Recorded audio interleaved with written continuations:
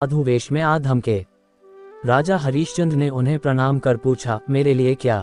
मुनि के भेष में विश्वामित्र ने कहा कि मैं जो मांगूंगा वो तुम दे सकोगे। तब राजा ने विश्वामित्र को पहचान कर कहा कि मैं अपना सब कुछ पहले से ही आपको दे चुका हूँ मुनिवर, अब क्या दूं? विश्वामित्र को आश्चर्य हुआ। विश्वामित्र ने कहा कि मुझे खुशी है, तुम अपने वचन के पक्के हो। चलो, तुम्हारा साम्राज्य अब मेरा हुआ, किंतु अब बताओ दक्षिणा में तुम क्या दोगे? राजा सोच में पड़ गए। वे जानते थे कि दक्षिणा के बिना दान पूरा नहीं होता। कुछ देर सोचने के बाद उन्होंने कहा, मुनिवर, अब तो हमारे पास केवल हमारे शरीर बचे हैं। काशी नगरी के बाजार में हम अपने को बेचेंगे। जो मूल्य मिलेगा वही आपकी दक्षिणा होगी। राजा ने अपने पुत्र और पत्नी सहित खुद को काशी की मंडी में बेच दिया और उस रकम को विश्वामित्र को दक्षिणा में दे दिया। बस यहीं से उनके बुरे दिन शुरू हो गए। ये कहानी यहीं तक लिखी, आगे आप ढूंढ कर पढ़ें या फिल्म देखें। 9. ययाति की कहानी। ब्रह्मा से अत्रि, अत्रि से चंद्रमा, चंद्रमा से बुध, बुध से पुरुरवा, पुरुरवा से आयु, आयु से नहुष, नहुष से यति, ययाति, सयाति, आयति, व्ययाति और कृति नामक 6 महाबल विक्रमशाली पुत्र हुए। अत्रि से उत्पन्न चंद्रवंशियों में पुरुरवा एल के बाद सबसे चर्चित कहानी ययाति और उसने पुत्रों की है। ययाति के 5 पुत्र थे। 1 पुरु, 2 यदु, 3 तुर्वस, 4 अनु और 5 द्रुमु। उनके इन 5 पुत्रों और उनके कुल के लोगों ने मिलकर लगभग संपूर्ण एशिया पर राज किया था। ऋग्वेद में इसका उल्लेख मिलता है। ययाति बहुत ही भोग विलासी राजा था। जब भी उसको यमराज लेने आते तो वह कह देता, नहीं अभी तो बहुत काम बचे हैं, अभी तो कुछ देखा ही नहीं। 10 वशिष्ठ विश्वामित्र की लड़ाई। गुरु वशिष्ठ और विश्वामित्र के मध्य प्रतिष्ठा की लड़ाई चलती रहती थी। इस लड़ाई के चलते ही 5000 वर्ष पूर्व हुए महाभारत युद्ध के पूर्व एक और महासंग्राम हुआ था, जिसे दशराज युद्ध के नाम से जाना जाता। इस युद्ध की चर्चा ऋग्वेद में मिलती है। ये रामायण काल की बात है। महाभारत से पहले हुई थी एक और महाभारत। महाभारत युद्ध के पहले भारत के आर्यावर्त क्षेत्र में आर्यों के बीच दशराज युद्ध हुआ था। इस युद्ध का वर्णन दुनिया के हर देश और वहां की संस्कृति में आज भी विद्यमान है। ऋग्वेद के 7वें मंडल में इस युद्ध का वर्णन मिलता है। इस युद्ध से यह पता चलता है कि आर्यों के कितने कुल या कबीले थे और उनकी सत्ता धरती पर कहां तक फैली थी। इतिहासकारों के अनुसार यह युद्ध आधुनिक पाकिस्तानी पंजाब में परुष्णी नदी रावी नदी के पास हुआ था। ब्रह्मा से भरेगु, भरेगु से वारिणी भरेगु, वारिणी भरेगु से बाधृश्य, शुनक, शुक्राचार्य, उष्णा या काव्य, बाधुल, सानग और च्यवन का जन्म हुआ। शुनक से शौनक, शुक्राचार्य से त्वष्टा का जन्म हुआ। त्वष्टा से विश्वरूप और विश्वकर्मा, विश्वकर्मा से मनु, मय, त्वष्टा, शिल्लपी और देवज्ञ का जन्म हुआ। दशराज्य युद्ध के समय भरेगु मौजूद थे। राजा सगर और भागीरथ इक्ष्वाकु वंश के राजा सगर, भागीरथ और श्री राम के पूर्वज हैं। राजा सगर की 2 रानियां थीं, केशिनी और सुमति। जब दीर्घ काल तक दोनों पत्नियों को कोई संतान नहीं हुई तो राजा अपनी दोनों रानियों के साथ हिमालय पर्वत पर जाकर पुत्र कामना से तपस्या करने लगे। तब ब्रह्मा के पुत्र महर्षि भृगु ने उन्हें वरदान दिया कि एक रानी को 60,000 अभिमानी पुत्र प्राप्त तथा दूसरी से एक वंशधर पुत्र होगा। वंशधर अर्थात जिससे आगे वंश चले। बाद में रानी सुमति ने तुम्बी के आकार के एक गर्भपिंड को जन्म दिया। वह सिर्फ एक बेजान पिंड था। राजा सगर निराश होकर उसे फेंकने लगे। तभी आकाशवाणी हुई, सावधान राजा, इस तुम्बी में 60,000 बीज हैं। घी से भरे एक एक मटके में एक एक बीज सुरक्षित रखने पर कालांतर में 60,000 पुत्र प्राप्त होंगे। राजा सगर ने इस आकाशवाणी को सुनकर इसे विधाता का विधान मानकर वैसा ही सुरक्षित रख लिया जैसा कहा गया था। समय आने पर उन मटकों से 60,000 पुत्र उत्पन्न हुए। जब राजा सगर ने अश्वमेध यज्ञ किया तो उन्होंने अपने 60,000 पुत्रों को उस घोड़े की सुरक्षा में नियुक्त किया। देवराज इंद्र ने उस घोड़े को छलपूर्वक चुराकर कपिल मुनि के आश्रम में बांध दिया। राजा सगर के 60,000 पुत्र उस घोड़े को ढूंढते ढूंढते जब कपिल मुनि के आश्रम पहुंचे तो उन्हें लगा कि मुनि ने ही यज्ञ का घोड़ा चुराया है। ये सोचकर उन्होंने कपिल मुनि का अपमान कर दिया। ध्यानमग्न कपिल मुनि ने जैसे ही अपनी आंखें खोली, राजा सगर के 60,000 पुत्र वहीं भस्म हो गए। भागीरथ के पूर्वज राजा सगर के 60,000 पुत्र कपिल मुनि के तेज से भस्म हो जाने के कारण अकाल मृत्यु को प्राप्त हुए थे। अपने पूर्वजों की शांति के लिए ही भागीरथ ने घोर तप किया और गंगा को स्वर्ग से पृथ्वी पर लाने में सफल हुए। पूर्वजों की भस्म के गंगा के पवित्र जल में डूबते ही वे सब शांति को प्राप्त हुए। राजा भागीरथ के कठिन प्रयासों और तपस्या से ही गंगा स्वर्ग से पृथ्वी पर आई थी। इसे ही गंगावतरण की कथा कहते हैं। सगर और भागीरथ से जुड़ी अनेक और भी कथाएं हैं। 11 परशुराम की कहानी। अश्वत्थामा, हनुमान और विभीषण की भांति परशुराम भी चिरंजीवी हैं। भगवान परशुराम तभी तो राम के काल में भी थे और कृष्ण के काल में भी उनके होने की चर्चा होती है। कल्प के अंत तक वे धरती पर ही तपस्यारत रहेंगे। परशुराम भृगु वंश से थे। महाभारत के अनुसार भृगु से वारिणी भृगु ऋषि और वारिणी भृगु के उष्णस शुक्र एवं च्यवन नामक 2 पुत्र थे। उनमें से शुक्र एवं उसका परिवार दैत्यों के पक्ष में शामिल होने के कारण नष्ट हो गया। इस प्रकार च्यवन पत्नी मनुकन्या आरुषि से और से ऋचिक से जमदग्नि और जमदग्नि से परशुराम का जन्म हुआ। भृगु ऋषि के च्यवन कुल का संबंध पश्चिमी हिंदुस्तान के अनाथ प्रदेश से था। उष्णस शुक्र उत्तर भारत के मध्य भाग में थे। परशुराम के बाद इंद्रोत शौनक और प्रचेतन वाल्मीकि का उल्लेख मिलता है। ऋचिक सत्यवती के पुत्र जमदग्नि के पुत्र परशुराम थे। सत्यवती गाधी की पुत्री थी। गाधी राजा कुशिक का पुत्र और विश्वामित्र के पिता थे। ऋचिक सत्यवती के पुत्र जमदग्नि के पुत्र परशुराम थे। गाधी राजा कुशिक का पुत्र और विश्वामित्र के पिता थे।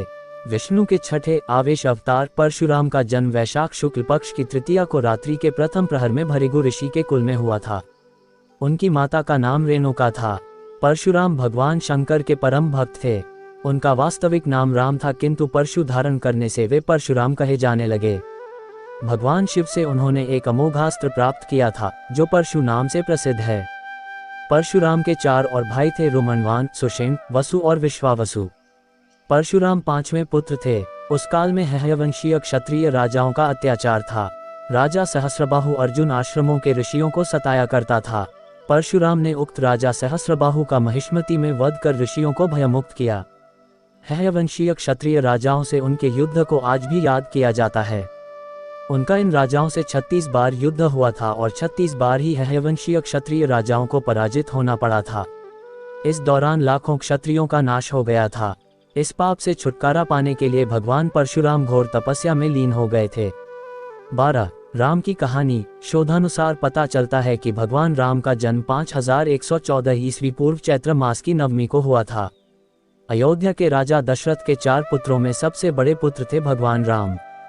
दशरथ की 3 पत्नियां थीं, कौशल्या, सुमित्रा और कैकई। राम के 3 भाई थे, लक्ष्मण, भरत और शत्रुघ्न। राम कौशल्या के पुत्र थे। सुमित्रा के लक्ष्मण और शत्रुघ्न 2 पुत्र थे। कैकई के पुत्र का नाम भरत था। भरत को राज सिंहासन पर बैठाने के लिए कैकई ने दशरथ से राम के लिए 14 वर्ष का वनवास मांग लिया था। लक्ष्मण की पत्नी का नाम उर्मिला, शत्रुघ्न की पत्नी का नाम श्रुतकीर्ति और भरत की पत्नी का नाम मांडवी था। सीता और उर्मिला राजा जनक की पुत्रियां थीं और मांडवी और श्रुतकीर्ति कुशध्वज की पुत्रियां थीं। लक्ष्मण के अंगद तथा चंद्रकेतु नामक 2 पुत्र थे। राम का विवाह मिथिला के नरेश राजा जनक की पुत्री सीता से हुआ। सीता स्वयंवर में रावण भी आया था। विवाह बाद कैकई के कहने पर राम को दशरथ ने 14 वर्ष के लिए वनवास में भेज दिया। वनवास में सीता और लक्ष्मण भी उनके साथ गए। इधर कैकई ने भरत को अयोध्या का राजा बना दिया। वनवास के दौरान लक्ष्मण ने रावण की बहन शूर्पणखा की नाक काट दी थी। सीता स्वयंवर में अपनी हार और शूर्पणखा की नाक काटने का बदला लेने के लिए रावण ने सीता का हरण कर लिया। वनवास के दौरान ही राम को सीता से 2 पुत्र प्राप्त हुए, लव और कुश। एक शोधानुसार लव और कुश की 50वीं पीढ़ी में शल्य हुए, जो महाभारत युद्ध में कौरवों की ओर से लड़े थे। राम ने सीता को रावण के चंगुल से छुड़ाने के लिए संपाति, हनुमान, सुग्रीव, विभीषण, मैंद, द्विविद, जाम्बवंत, नल, नील, तार, अंगद, धूम्र, सुषेण, केसरी, गज, पनस, विनत, रम, शरभ, महाबली, कंपन, गवाक्ष, दधिमुख, गवैय और गंधमादन आदि की सहायता से सेतु बनाया और लंका पर चढ़ाई कर दी। लंका में घोर युद्ध हुआ और पराक्रमी रावण का वध हो गया। तब पुष्पक विमान द्वारा रावण सीता सहित पुनः अयोध्या आ गए। इस सारे घटनाक्रम में हनुमान जी ने राम का बहुत साथ दिया, इसीलिए हनुमान जी राम के अनन्य सहायक और भक्त सिद्ध हुए। भगवान राम को हनुमान ऋषिमुख पर्वत के पास मिले थे। महत्वपूर्ण घटनाक्रम: गुरु वशिष्ठ से शिक्षा दीक्षा लेना, विश्वामित्र के साथ वन में ऋषियों के यज्ञ की रक्षा करना और राक्षसों का वध, राम स्वयंवर, शिव का धनुष तोड़ना, वनवास, केवट से मिलन, लक्ष्मण द्वारा शूर्पणखा वज्रमणि की नाक काटना, खर और दूषण का वध, लक्ष्मण द्वारा लक्ष्मण रेखा खींचना, स्वर्ण हिरण मारीच का वध, सीताहरण, जटायु से मिलन, काबंध का वध, शबरी से मिलन, हनुमान जी से मिलन, सुग्रीव से मिलन, दुंदुभि और बाली का वध, संपाति द्वारा सीता का पता बताना, अशोक वाटिका में हनुमान द्वारा सीता को राम की अंगूठी देना, हनुमान द्वारा लंका दहन, सेतु का निर्माण, लंका में रावण से युद्ध, लक्ष्मण का मूर्छित होना, हनुमान द्वारा संजीवनी लाना और रावण का वध, पुष्पक विमान से अयोध्या आगमन। राम की जल समाधि।